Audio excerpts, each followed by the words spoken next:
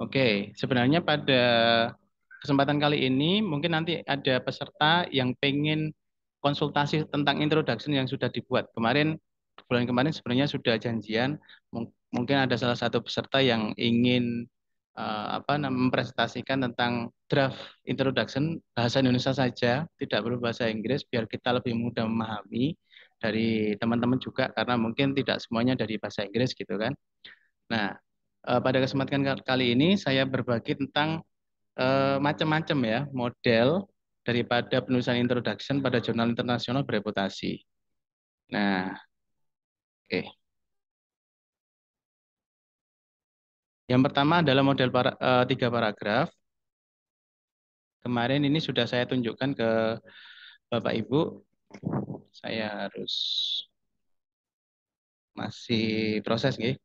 Jadi ada model 3 paragraf, yaitu yang pertama adalah pengetahuan umum pada paragraf pertama, kemudian paragraf kedua diikuti dengan kritik, dan paragraf ketiga diikuti dengan tujuan penelitian. Oke, coba kita buka dulu. Nah, ini. Apakah sudah terlihat Bapak Ibu? Iya, sudah, Pak. Oke. Ini kemarin sudah saya jelaskan sedikit. Mohon maaf ini agak macet. Jadi pada introduction di sini, pada paragraf pertama adalah berisi tentang pengetahuan umum atau istilahnya sebagai pengantar gitu ya. Jadi di sini kartun video adalah popular form atau bentuk yang sangat populer dalam bentuk visual ya, yang disukai oleh para anak-anak dan sebagainya. Ini adalah paragraf pembuka atau pengantar. Biasanya satu paragraf, kemudian diikuti dengan yang saya kasih warna pink adalah kritiknya. Nah, kritiknya. However, the effectiveness of animated cartoon video stories and other similar platform has remained unclear. Jadi dianggap tidak jelas. Samsadila, alasan tidak jelas ini harus disupport Bapak Ibu. Lah ini penting saya jelaskan. Harus disupport oleh penelitian-penelitian sebelumnya. Nah, some studies have reported positive effect. Nah, bla bla bla ini disupport sampai segini banyak. Jadi tidak hanya sekedar mohon maaf. Eh, namun penelitian ini masih sedikit yang meneliti misalnya, tapi tidak disupport dengan kalimat berikutnya. Nah, itu yang saya sayangkan atau mungkin yang reviewer sayangkan. Kenapa? Karena itu masih kurang kuat statement seperti itu. Apalagi statement yang mengatakan belum ada penelitian yang meneliti tentang hal itu. Karena apa? Biasanya itu sudah ada, tapi kita yang belum baca gitu aja. Sehingga alasannya mungkin sedikit boleh, tapi sedikit penelitian yang meneliti tentang hal itu atau sedikit report atau studi yang membahas fokus pada topik tersebut, tapi disupport dengan teori-teori yang lain, sehingga menjadi satu paragraf seperti ini. Itu lebih bagus. Oke, ini contohnya model 3 paragraf. Kemudian berikutnya, paragraf berikutnya berisi tentang tujuan. This paper aims at gaining insight into the educational potential of parents-child collaboration. Jadi di sini tujuan. Intinya isinya yang untuk model 3 paragraf tadi adalah pengetahuan sebagai pengantar. Yang kedua adalah kritik. Kemudian yang ketiga adalah tujuan penelitian. Seperti itu. Ini model 3 paragraf yang berdasarkan kartun video assisted learning and investigation into the acquisition of EFL children's incidental vocabulary. Ini adalah jurnal artikel yang diterbitkan di jurnal Call EJ, itu di Q1 sekarang. Oke.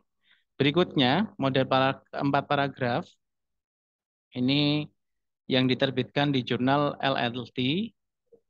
Ini adalah salah satu jurnal tertinggi untuk kategori bahasa Inggris dan teknologi ya. Ini tertinggi, terindeks Web of Science, dia di Q1. Orang Indonesia belum ada yang bisa nembus di sini, belum ada yang pernah nembus. Kemarin baru dapat kabar kayaknya ada nanti satu. Pak Andreas yang sekarang lagi kuliah S3 di Amerika. Kemarin katanya lagi di review di sini, under review. Nah, di sini pada model 4 paragraf sebenarnya isinya hampir sama Bapak Ibu, yaitu pengetahuan, pengetahuan, kritik, dan tujuan penelitian. Intinya adalah isi dari introduction itu pengetahuan umum atau pengetahuan yang kita ketahui berdasarkan previous tadi, kemudian kritiknya, dan juga tujuan penelitian. Coba kita buktikan apakah itu benar. Nah, jadi kita lihat di artikelnya. Mohon maaf. Artikelnya tadi di mana? Oh, di sini. Oke. Di sini kita coba lihat untuk paragraf pertama masih pengetahuan umum Bapak Ibu, pengetahuan ya. Kemudian yang warna merah ini sudah mulai masuk, warna pink, mohon maaf. Warna pink sudah masuk pada kritik. Nah, however, bla bla bla. Biasanya kritik itu biasanya ya dimulai dari however atau but atau thus atau yang lain ya. Jadi intinya ada tetapi atau in other hand misalnya, biasanya gitu. Ciri-cirinya kritik ya, ciri-cirinya. Nah, ini yang warna pink ini kritiknya. Jadi tidak hanya sekedar satu kalimat, tapi dia didukung oleh beberapa kalimat yang didukung dengan previous study atau teori-teori sebelumnya. Kemudian yang warna hijau ini adalah tujuan daripada penelitian itu. Jadi intinya sama Bapak Ibu, ya. Intinya isi dari introduction itu sama semuanya. Masa sih nggak percaya? Oke, kita buktikan. Berikutnya, yang model 2 paragraf ini yang paling disukai oleh orang-orang Indonesia. Model 2 paragraf.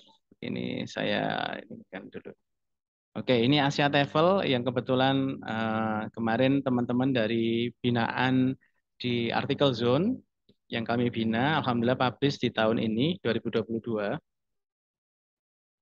Nah, ini mungkin ada yang kenal ya, namanya dari Pak Hanafi ini rektor dari Muhammadiyah Jember dan juga teman-teman yang lain. Nah, di sini hanya 2 paragraf Bapak Ibu, ya hanya 2 paragraf, hanya 2 paragraf saja. Nah, yang putih-putih ini adalah pengantar pengetahuan tentang lesson study itu apa dan sebagainya. Kemudian baru di sini ada kritik, ya kritiknya habis di paragraf 1 disambung lagi dengan paragraf 2. Nah, ini model seperti ini boleh. Monggo Bapak Ibu mau ikut yang mana, silahkan. Yang penting mudah bagi Bapak Ibu. Kalau saya ditanya, Pak Dayat sukanya yang mana? Saya lebih suka yang 3 paragraf. Kenapa? Lebih enak. Jadi yang awal itu pengetahuan umum, yang kedua kritik, yang ketiga adalah tujuan. Jadi lebih fokus gitu. Lebih enak. Kalau mau 2 paragraf boleh. Nah, seperti ini contohnya. Yang ini digabung ya antara kritiknya dengan tujuannya di sini. Oke.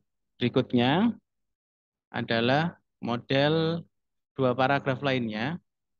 Ini yang NUS dari NUS University, jurnalnya NUS di 2 ya kalau nggak salah. Atau naik jadi Q1 saya lupa. Ini tulisannya dari orang Vietnam, ini juga bagus.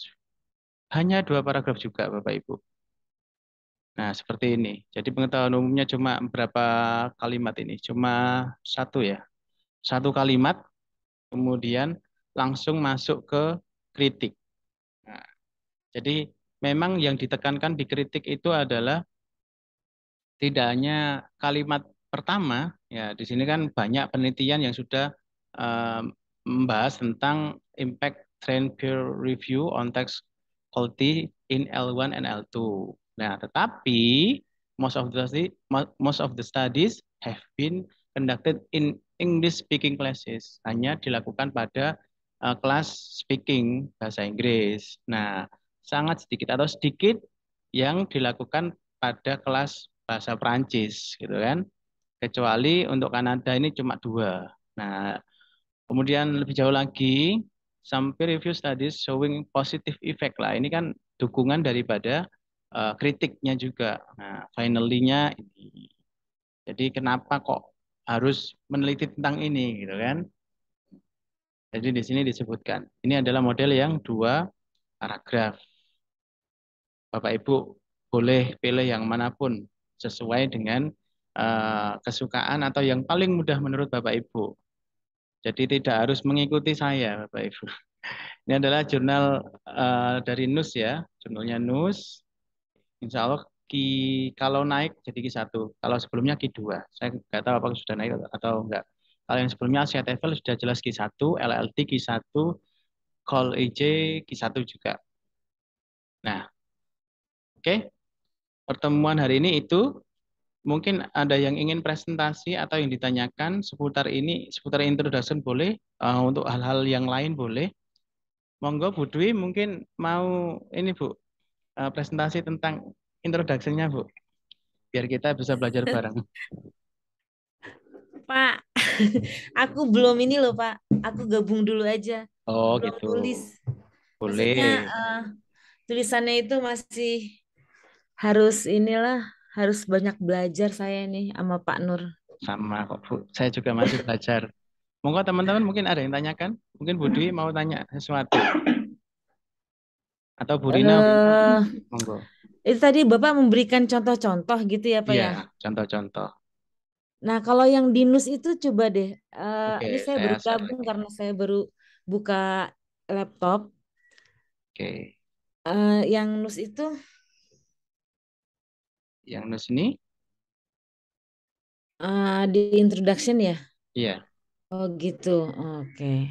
modelnya sangat simpel Bu. Iya iya iya iya. Tapi saya lebih suka yang nus daripada yang Asia TOEFL mungkin ya. Kenapa? Iya Karena iya. apa ya? Menurut saya alurnya lebih seneng sih, lebih gampang dipahami gitu. Kalau Iya. yang di Asia TOEFL ini mungkin agak lebih panjang gitu aja sih. Cuma sama-sama mudah dipahami. Cuma kalau ini kan lebih sederhana dan simpel banget gitu. Nah, ini saya pernah ngadu juga sih sama Mbak Rina Muhammadiyah Malang tuh yang NUS itu Oke. saya udah 1 tahun lebih loh Pak. Udah submit sana. Iya, memang di sana ketat, Bu. Ketat ya, untuk apa namanya, reviewnya ketat, kemudian tidak semua juga bisa langsung publish. Kalau teman-teman pengen yang apa ya, lebih cepat publish, nah ini sekedar saran saja, Iya, apa tuh? cari jurnal-jurnal yang baru masuk, yang baru terindeks Oh, Scopus. Jadi oke, ini saya tunjukkan ya biar boleh boleh. berbagi pada teman-teman.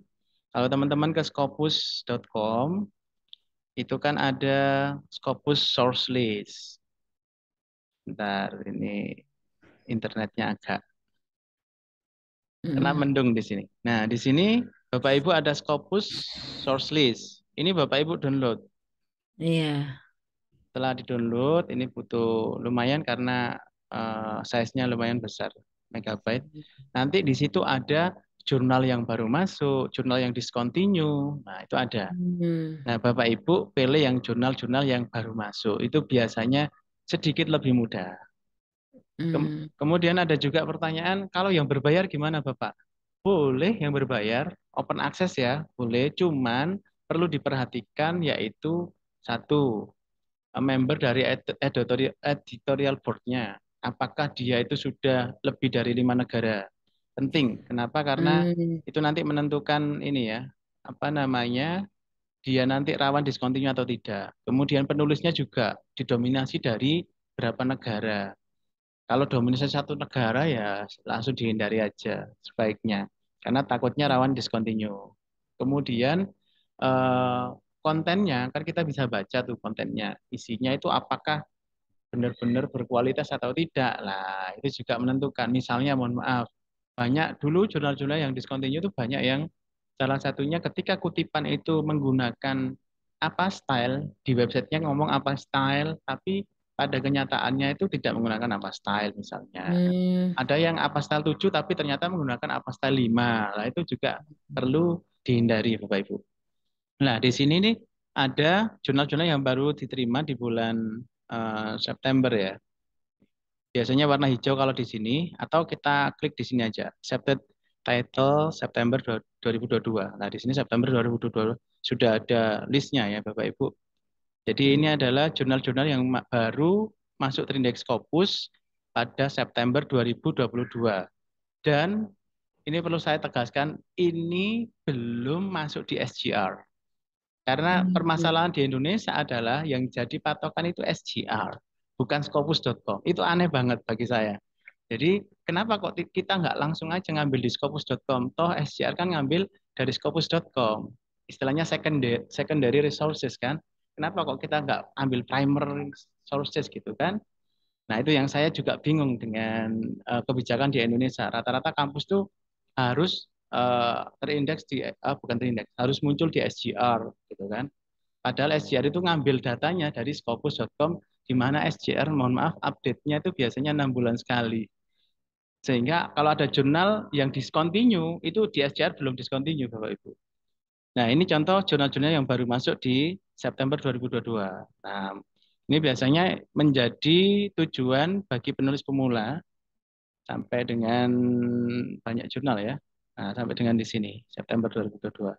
Nah, ini ke atas, ini adalah jurnal yang baru masuk. Jadi kalau Bapak Ibu submit artikel Bapak Ibu ke jurnal sini, insya Allah ketika terbit dia langsung terindeks Q4. Nah, itu Bu Dwi. Jadi lebih mungkin ini salah satu resep untuk teman-teman S3 yang menjadi syarat kelulusan ya. Cuma kalau mohon maaf, kalau gratis itu rata-rata paling cepat Bapak Ibu itu 6 bulan. Itu berdasarkan pengalaman dari dosen saya juga, dari teman-teman juga. Paling cepat kalau yang gratisan itu 6 bulan itu sudah luar biasa cepat. Tapi kalau mau yang berbayar itu mungkin bisa lebih cepat. Ada yang 3 bulan rata-rata kalau berbayar. Bayarnya itu bermacam-macam Bapak Ibu. Ada yang mulai dari di bawah 10 juta, ada yang 10 juta, ada yang di atas 10 juta. Gitu. Nah, yang bagus yang mana yang bayar? Ini misalnya ada pertanyaan gitu. Banyak sekali pertanyaan yang dilayangkan ke saya. Yang bagus yang mana Pak Nur? Yang kira-kira nggak discontinue tapi bayar dan cepat. Nah, itu saya tidak bisa menjamin. Kalau yang discontinue itu kan yang menentukan dari Scopus. Ada 8 kriteria kenapa jurnal itu didiscontinue. Tapi kebanyakan adalah karena konten. Jadi kontennya itu nggak berkualitas tapi publish. Istilahnya peer review-nya itu nggak ketat gitu loh. Intinya cuma revisi grammar padahal di situ metodologinya atau metode riset desainnya masih belum jelas bagaimana pengambilan datanya dan sebagainya. Nah, seperti itu. Kebanyakan konten ya. Kenapa di discontinue? Coba kita lihat. Ini alasannya ya. Kalau teman-teman pengen tahu alasan kenapa jurnal ini didiscontinue. Nah, di sini. Ini alasannya reason for radar. Radar ini adalah alat dari pihak Scopus yang mengukur apa ya keanehan pada jurnal tersebut. Misalnya di tahun ini dia menerbitkan 5 artikel dalam 1 tahun di tahun ini. Tapi tahun depan tiba-tiba melonjak jadi 150 gitu ya. Nah itu kan lonjakan yang menurut pihak Scopus itu dianggap tidak logis. Nah itu masuk di dalam radar. Sedangkan untuk publication concern ini adalah konten ya, termasuk konten editorial, geographical daripada editorial board kemudian sama penulisnya. Jadi dari negara mana saja itu masuk dalam publication concern gitu ya. Kemudian metriknya juga. Metrik itu dia kutipan. Jadi berdasarkan kutipan. Misalnya jurnal ini sering dikutip nggak? Kalau memang nggak sering dikutip, biasanya kan dia turun. Misalnya kalau Q1 turun ke Q2. Contohnya aja kemarin kasusnya Max Tissel ya. Max Tissel itu dari Q1 seingat saya. Dia langsung turun drastis ke Q4. Mungkin karena apa namanya kutipannya juga jarang, prosesnya ketat banget, akhirnya orang jarang submit gitu kan. Nah, apa ya takut diri kan gitu. Itu salah satu mungkin alasan daripada pihak Scopus untuk menurunkan Max Tissel padahal bagus Max Tissel itu berat masuk Max Tissel. Jadi kebanyakan dari semua reason itu rata-rata publication concern ya. Nah ini kalau kita mau lihat, nah publication concern semua rata-rata. Nah yang merah ini adalah yang baru discontinue. Yang baru discontinue dari Scopus, Bapak Ibu ya. Ini baru discontinue di bulan September. Tapi biasanya di SGR ini tuh belum ada. Saya coba buktikan, nggih. Saya coba buka SGR. Tadi sudah discontinue ya, sudah warna merah ya. Coba kita lihat di sini apakah sudah didiskontinue atau belum. Biasanya itu di SJR belum didiskontinue. Biasanya ya. Karena masih baru discontinue di Scopus di bulan ini. Kita coba cari apakah sudah ada tulisan discontinue atau tidak. Nah, di sini tidak ada tulisan discontinue ya Bapak Ibu ya. Kita lihat. Nah, nggak ada kan? Jadi dia masih aktif di SJR, belum discontinue. Nah, tapi kalau yang sudah agak lama, misalnya yang discontinue agak lama itu dulu itu yang paling apa ya menjadi langganan orang-orang profesor-profesor di Indonesia itu ASEAN IFL Journal itu ya. Ini ASEAN IFL Journal, ASEAN ISP ini langganannya orang Indonesia itu kan sudah discontinue 2021. Bedanya adalah dia sudah ada tulisannya discontinue. Kita buka lagi ya syariah baru untuk bandingkan. Jadi ASEAN ISP atau IFL itu sudah discontinue. Nah, nanti ada tulisannya Bapak Ibu di SCR kalau dia sudah discontinue ASEAN IFL ya. Misal.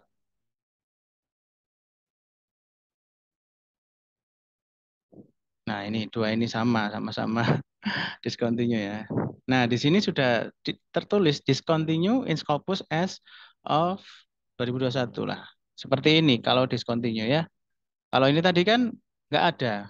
Padahal di Scopus Wordlist ini sudah discontinue dia, tapi baru. Kenapa kok di SJR belum ada? Karena SJR update-nya 6 bulan sekali biasanya, Bapak Ibu. Nah, kita coba cari lain. Apakah ada lagi? Nah, buletin eh Minero Gede. Nah, ini juga discontinue. Saya yakin ini kalau di SJR masih belum discontinue. Ini juga discontinue juga. Yang merah-merah pokoknya ya. Ini di bulan September. Nah, Education Science Theory and Practice. Sebentar. Ini biasanya, jurnal ini biasanya ISTP. Saya kok nggak asing dengan jurnal ini. Biasanya setahu saya ini buat rujukan ini, apa namanya, teman-teman S3. Nah, ini hati-hati ya Bapak Ibu. Nah, sudah ada yang terbaru. Pokoknya Bapak Ibu tiap bulan harus cek di sini supaya nanti tidak terjebak pada jurnal discontinue. Nah, ini juga ya sama. Pokoknya dicari yang warna merah itu adalah jurnal yang discontinue di bulan September 2022. Kalau yang nggak merah ini sudah discontinue udah lama. Oh, kelewatan tadi satu. Nah, ini juga discontinue yang warna merah sama wisdom ini. Dan mohon maaf Bapak Ibu, yang tahun 2022 ini juga sama, yang baru masuk ya. Biasanya dia itu apa namanya juga belum ada di SGR. Coba kita masukkan ya nama jurnalnya. Nanti kan nggak ada. Loh, nggak ada. Kenapa? Karena dia baru masuk. Sedangkan SGR itu update-nya adalah 6 bulan sekali, setahu saya. Ya, ini berdasarkan di penjelasannya sini kalau nggak salah. Ada update-annya biasanya ya. Nah, seperti itu. Monggo, mungkin ada yang ditanyakan lagi. Jadi Bapak Ibu berpatokannya di Scopus Wordlist ya. Nanti ada YouTube-nya di YouTube channel saya bisa dilihat lebih jelas untuk penjelasannya. Nah, jadi Bapak Ibu bisa download ini setiap bulan itu biasanya pasti ada yang bukan pasti. Biasanya ada yang di discontinue karena kemarin sempat di bulan Juli atau Agustus ya, tidak ada yang discontinue. Nah, seperti itu. Monggo, silakan mungkin ada pertanyaan. Pak Dayat, Boleh, untuk monggo. mengetahui ini topik yang sedang tren dalam 3 tahun terakhir ini bagaimana Pak Oke. Dayat? Cara mengetahui topik yang tren dalam 3 tahun terakhir, buka aja Google Scholar. Google Ini, Scholar, kemudian apakah masih tren topik yang mau Bapak Ibu tulis, itu Bapak Ibu ketikkan di sini. Misalnya nih, tentang apa Bu? Misalnya topiknya dengan pengajaran teaching grammar. teaching grammar. Iya.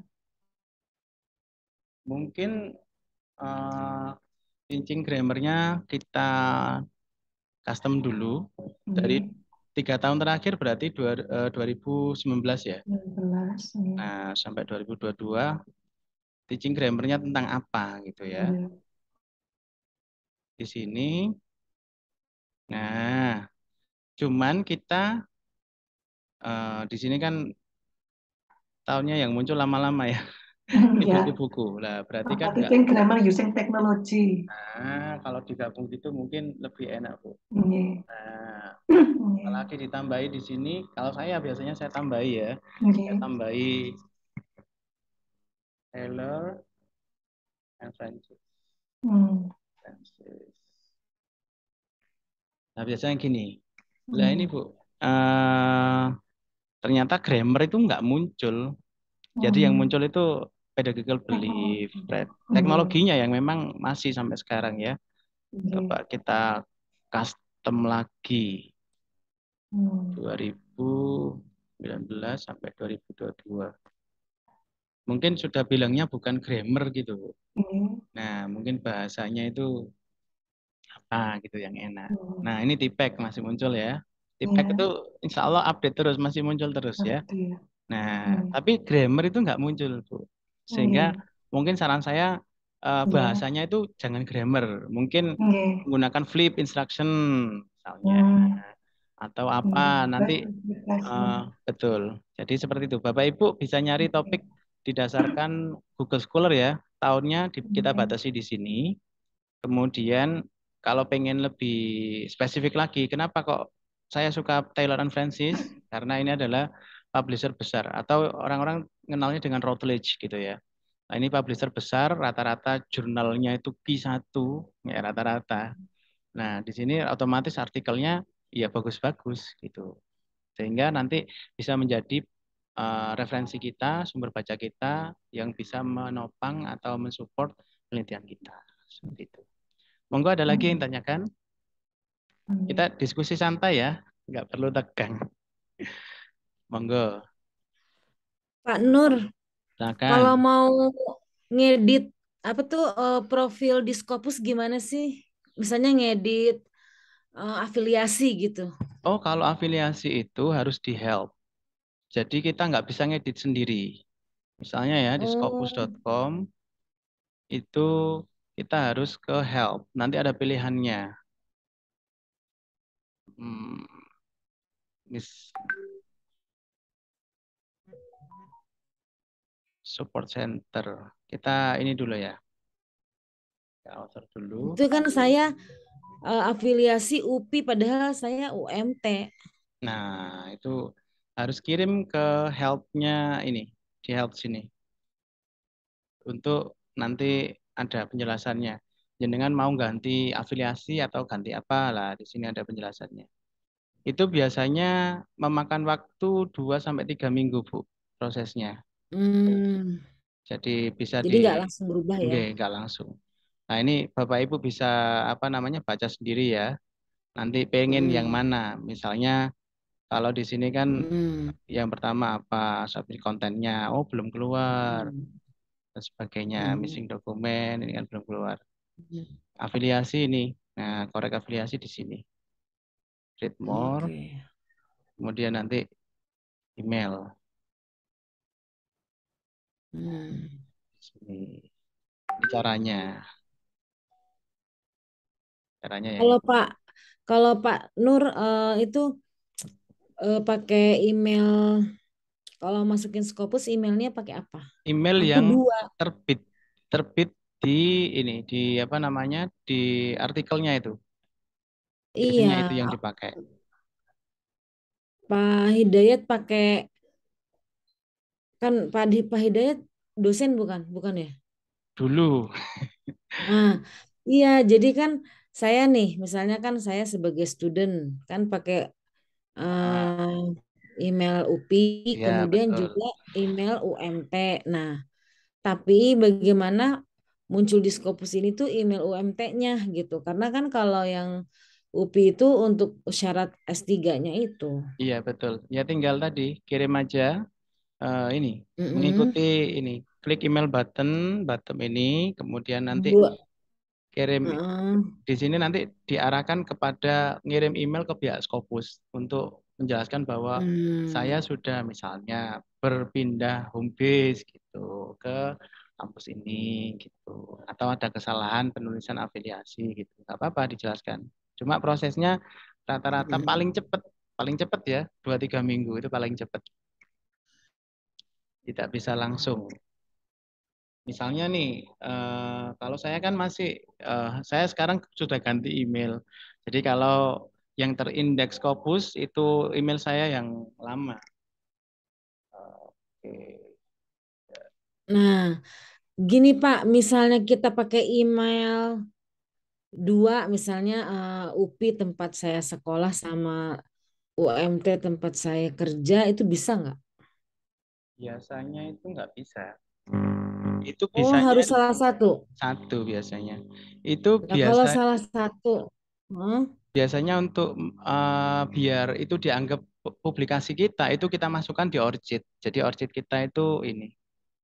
Nah, ini dulu ya, ini kampus dulu. Yang sekarang saya masih belum publish lagi di Scopus, tapi publishnya di WOS untuk book review yang banyak. Yang Scopus masih under review semua, ada 5. Ini eh, afiliasi kampus lama, jadi emailnya ya pakai yang email kampus lama. Nah ini, jadi ada 3 aja. Biasanya langsung muncul ya. Cuma saya Ya sudah nggak, kan, hmm, oke. kalau saya kalau lagi sekolah gini kan Scopusnya harus ada UPI-nya saya ini. Mm-mm. Jadi Iya, bisa nggak misalnya kita Scopus ada dua profil Scopus dengan nama yang sama bisa? bisa biasanya. Oh, Dengan misalnya, afiliasi yang berbeda ya. Dua nama yang sama tapi misalnya, afiliasi berbeda itu bisa. oh gitu ya. Ya udah berarti Ah, saya bikin dua gitu ya. iya, biasanya di Scopus itu nanti munculnya 2 kalau afiliasinya beda. Karena dari pihak Scopus anggapannya adalah ketika afiliasi berbeda itu adalah orang yang berbeda. Biasanya gitu. Kecuali ada konfirmasi bahwa Hmm. afiliasi yang dulu, nah itu diganti ke afiliasi yang sekarang. Atau misalnya gini Bu, nanti kalau Ibu sudah lulus dari UPI, itu nanti email ke pihak Scopus, maka nanti Scopus akan mengganti afiliasi. Gitu biasanya. Biar apa Hmm. bisa dijadikan kelulusan gitu. Cuma nggak bisa diklaim ya di kampus Mm-mm. kalau nggak pakai nama kampus biasanya gitu. Jadi untuk sementara ini biarin aja UPI gitu ya. Iya, Terus nanti kalau ini baru bikin lagi dengan nama yang sama afiliasinya UMT gitu. iya boleh. Oh, Atau baik-baik. atau Terima kasih tinggal banyak Pak Nur. iya, atau tinggal email aja afiliasi yang dulu UPI itu diganti ke UMT gitu aja. Biasanya orang-orang itu Oh iya, tidak betul. melihat di situ. Orang-orang biasanya melihatnya di Orchid, Bapak Ibu. Jadi, Bapak Ibu, saran saya yang belum punya Orchid, daftar aja Orchid gratis, ya. Nah, biasanya itu di sini, Bapak Ibu. Itu orchid aku deh, ada nggak? Oh ya, pasti ada. Hmm, Nama lengkap, coba. Dwi Sloria Soeharti. Nggak pakai nih, nggak pakai nih. Suartin, Heeh. Suarti. Soeharti aja. Ini sudah ada. Heeh, ini. Oh, Profesor. Nah, di sini kan akan terekam jejaknya, Bu. Jadi dia pernah di Muhammadiyah Dr. Hamka, Muhammadiyah Tangerang, Universitas Negeri Jakarta. Jadi di sini itu sudah tersimpan. Dan kalau Ibu sign in itu ada kolom email. Di sini kalau kita nggak sign in nggak bisa ya. Kolom email itu di sini kesalahan saya kemarin itu. Jadi di sini ada kolom email. Itu email Ibu yang sudah pernah terbit di Scopus itu dimasukkan semua. Sehingga nanti orang-orang menganggap bahwa semua itu adalah tulisan Ibu. Seperti itu. Sehingga sama kan, itu semua kan tulisan Gimana Ibu. Pak? Ulangi Pak. Misalnya Ibu kan sekarang Gimana? lagi di UMT ya. Halo? Iya, lagi sekolah Oke, di UPI. di UPI. Nah, nanti dimasukkan email UPI-nya di Orchid. Kemudian apa Oh, namanya? Yang UMT kan sudah masuk nih. Otomatis kan. Jadi tinggal nambah ini aja, emailnya UPI aja, udah selesai. Itu pun akhirnya orang oh tahu bahwa gitu. Oke, nanti akan siap. muncul muncul di sini biasanya. Publikasinya muncul di sini. Oh, otomatis ya. Otomatis. Kecuali kalau ibu mendaftarkan dengan Orchid yang berbeda. Untuk emailnya UPI lah, itu beda lagi. Oh, baik-baik. Oke, terima kasih. Oke, sama-sama. Monggo ada lagi teman-teman? Mungkin pertanyaan terakhir karena sudah waktunya hampir jam 9. Nur mau tanya. Oke, silakan. Ini saya Rizal dari Madiun Oh, oke, dan Mas Rizal. dari apa belum pernah terbit di Scopus gitu Pak Nur. Oh, Cuma Sinta 2 gitu. sudah Jadi bagus. mau belajar untuk sama Pak Nur untuk bisa terbit gitu. Boleh belajar Oh ya, banget. sebelumnya Pak Nur pernah belajar kaligrafi di ini ya, di Gresik ya, Iya, betul, betul. di apa? Di Alkolam. Di Alkolam. Ya, kemarin sempat posting di story terus Ustadz Midhar komen titip salam buat Pak Nur gitu. Oh iya, Waalaikumsalam. Sama-sama kaligrafer tempat saya Oh dari iya, Madiun. mantap. Ya, pejuang kaligrafer ya. Iya, kemarin sama ininya, sama siapa? Sama Mas Yudin kemarin juga bilang. Oh iya, Mas Yudin Legowo. Jadi Oh saya iya. sampai sekarang masih pengurus di Alkolam. Oh, Dulu iya. juga di Lemka dulu. Oh, dulu juga di RMK pernah. Iya, tahun Mantap. 2006 sampai 2007. Oh, tapi mohon maaf Mas, Pak Nur pernah publish tentang kaligrafi juga Iya, di Scopus. di kalau Scopus belum pernah. Di Sinta 3 ya, aksiologi ya. Oh iya. Jurnal pengabdian. Jadi waktu itu kan saya pengabdian masyarakat bersama teman-teman Alkolam, itu saya Iya. jadikan artikel. Iya, iya. Soalnya sulit referensinya nggih Pak Nur nggih. Iya, kaligrafi itu sulit Sulit. referensinya. Ini Itu jarang. alhamdulillah kemarin di Sinta 2 di UIN Malang terbit cuma Alhamdulillah. ini tentang kaligrafi tentang pembelajarannya. Nah, itu keren. Tapi rencana di Scopus saya nggak pengen kaligrafi tentang ini. Ini saya boleh tanya terkait ini kan ada permasalahan. Mungkin karena saya nggak pernah tahu tentang mendetail tentang Scopus, mungkin Pak Nur bisa rekomen terkait referensi yang terkait gitu. Ini Referensi, kan ada masalah, nggih. iya, referensi jurnal mungkin yang terkait dengan masalah yang saya alami gitu. Oh iya. Yang mau saya teliti maksudnya. Ini kan saya ngajar di SD. Kemudian ada SD yang penuturan bahasanya bahasa Inggris. Jadi penyampaian bahasanya bahasa Inggris. Dan saya ngajar agama gitu. Eh, ada anak kelas 2 itu yang tidak bisa bahasa Indonesia gitu. Padahal padahal anaknya anak asli Indonesia. Jadi dia bahasanya bahasa Inggris yang dia bisa. Nah, yang saya tanyakan, apakah bisa penelitian yang berfokus pada satu orang gitu, Pak? Bisa. Jadi penelitian terhadap satu orang itu sangat bisa sekali. Itu bisa masuk kategori case study atau narrative inquiry. Kalau tak lihat tadi karena ada permasalahan itu case study. Jadi kasusnya adalah Oke, ada study yes. orang Indonesia asli tapi dia nggak bisa bahasa Indonesia.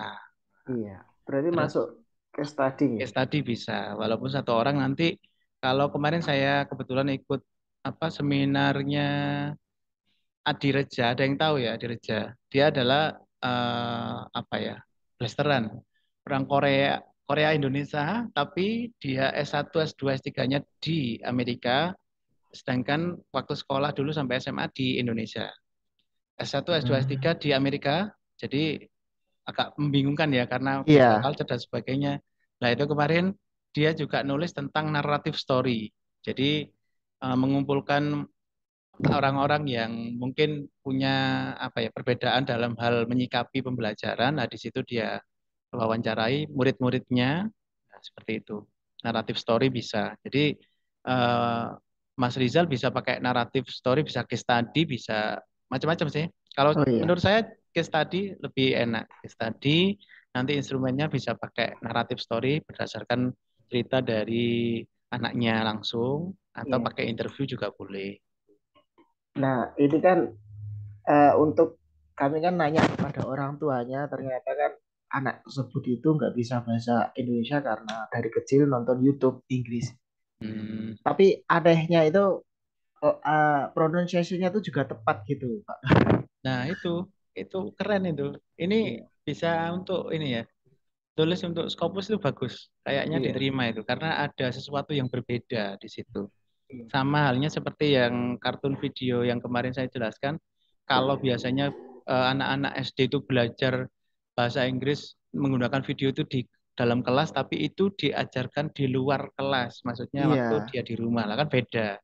Nah, itu bisa masuk di situ. Bahkan sampai kelas 3 itu masih belum bisa, entah gimana. Nah, nanti mungkin saya minta rekom Pak Nur untuk ini referensi yang bisa saya baca gitu Pak Nur. Oh, boleh, boleh.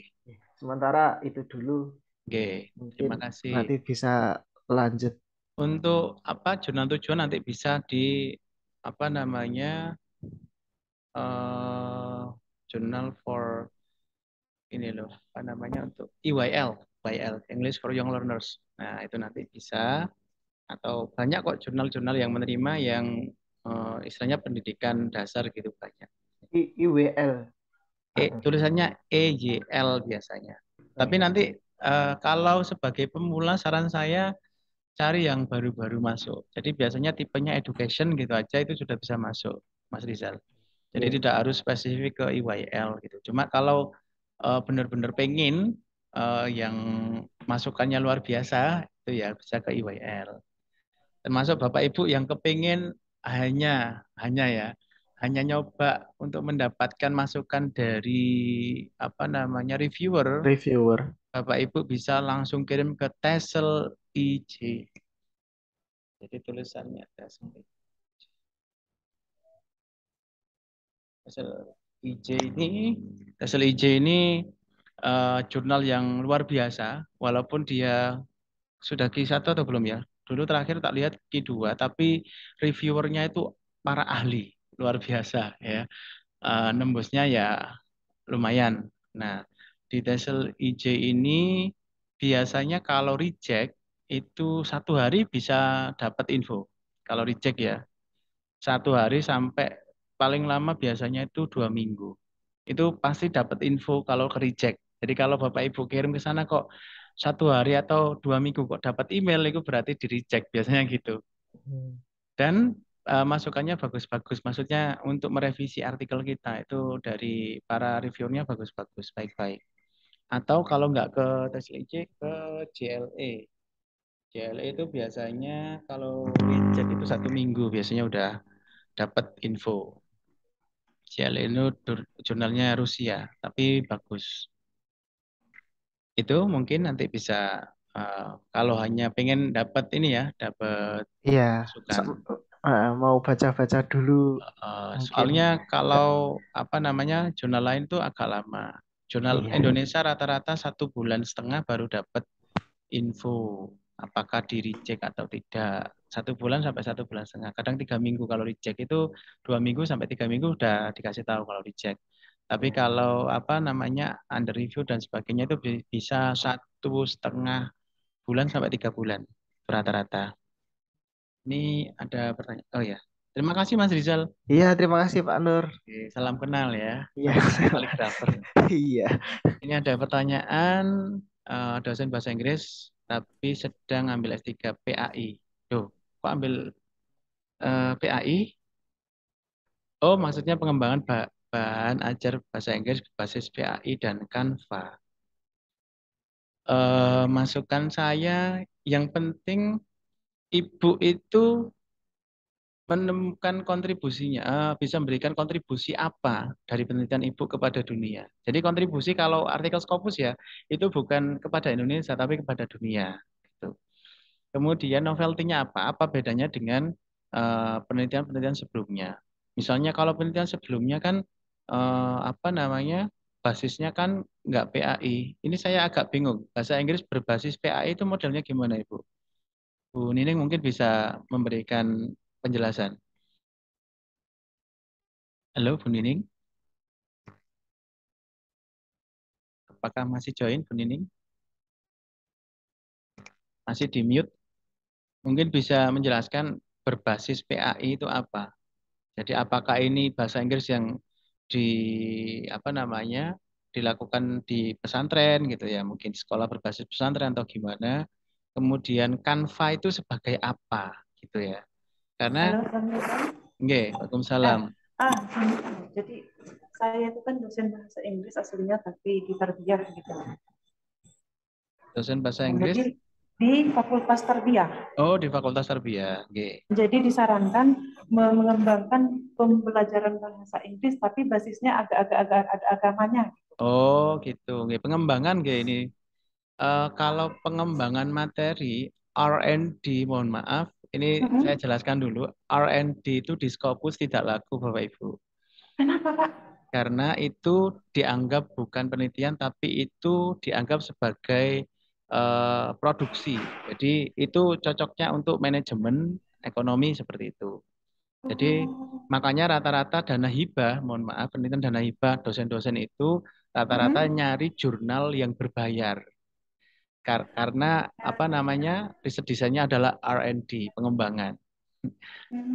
Nah, itu makanya mohon maaf, mungkin pemerintah Indonesia juga perlu mempertimbangkan ya. Jadi saya tahu kenapa penelitian dosen pemula, penelitian dana hibah itu rata-rata yang diterima itu pengembangan karena memang manfaat untuk masyarakat tinggi. Tapi kalau untuk publikasi itu kalau jurnal yang tidak berbayar ya, mohon maaf, rata-rata di-reject.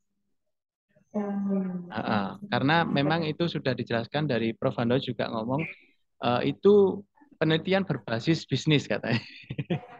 Penelitian berbasis bisnis karena kan ada produk, nanti dijual produknya gitu. Nah, itu bukan penelitian, itu bisnis namanya. Sehingga Bisnis ya, iya memang iya. rencana pemerintah nanti ya harus ada buku yang bisa dijual ke masyarakat. Nah, itu kan.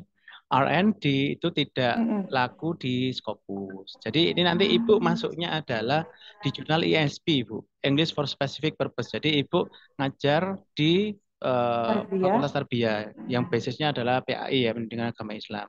Nah, bahasa Inggrisnya harus berhubungan dengan materi-materi yang ada hubungannya dengan pendidikan agama Islam kan gitu.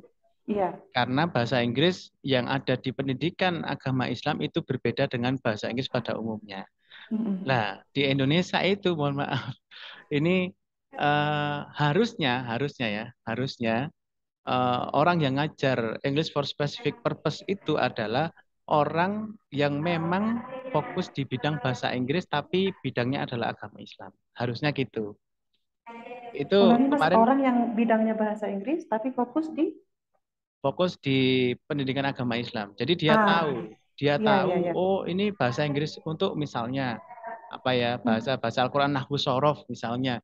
Itu bahasa Inggrisnya apa, ini apa. Jadi tahu betul istilahnya kan nanti berhubungan dengan bahasa Arab ya, nanti ada hubungannya juga karena sedikit banyak Islam kan berhubungan dengan bahasa Arab. Lah harus tahu betul itu konteksnya gimana. Lah kesalahan kalau di Indonesia adalah yang ngajar bahasa Inggris pendidikan agama Islam adalah orang bahasa Inggris dari bahasa Inggris umum, pendidikan bahasa Inggris gitu. Akhirnya mereka diajari grammar, diajari ini yang bersifat umum, tidak spesifik kepada jurusannya. Itu dulu kritik dari Pak Yudi. Dan itu bisa dijadikan penelitian sebenarnya.